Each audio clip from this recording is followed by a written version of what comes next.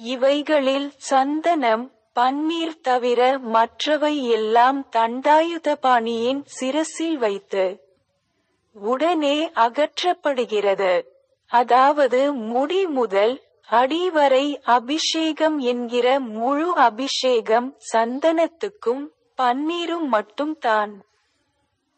இதில் சிரசு விபூதி என்பது சித்தர் உத்தரவால் பக்தர்களுக்கு வழங்கப்படுகிற ஒரு பிரசாதம். அது கிடைப்பது மிக புண்ணியம்.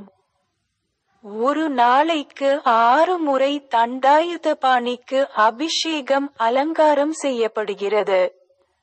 இது 5 முதல் 7 நிமிடத்துக்குள் முடிந்துவிடும். அபிஷேகம் முடிந்து அலங்காரம் செய்துவிட்டால் பின்னர் அடுத்த அபிஷேகம் வரை மாலை சாற்றுவதோ பூக்களால் அர்ச்சனை செய்வதோ கிடையாது.